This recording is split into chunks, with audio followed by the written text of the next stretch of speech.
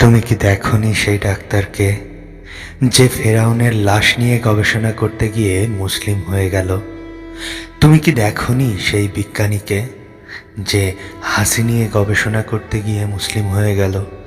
তুমি কি কখনোই শোনোনি সেই বিজ্ঞানের কথা যে চাঁদে গিয়ে দুনিয়াতে বাজা গান নয় আজান শুনতে পেয়েছে?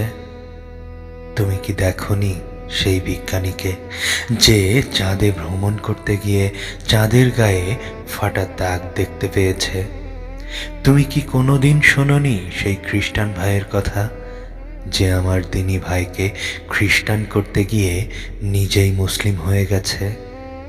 তুমি কি দেখোনি সেই সাহাবী গাছকে যা শুধু মরুভূমির মাঝে এখনো জীবিত আছে? তাহলে বলো তো, তুমি হতাশ কেন যখন ইসলাম আজও প্রশ্নের মুখে টিকে আছে, যখন কোরআন আজও চ্যালেঞ্জ ছুড়ে দেয়, যখন সত্য লুকিয়ে রাখা যায় না? তখন তুমি একা হলে কি আসে যায়? সত্যের পথে যারা চলে তারা প্রথমে একাই থাকে, কিন্তু আল্লাহ কখনো তাদের একা রাখেন না।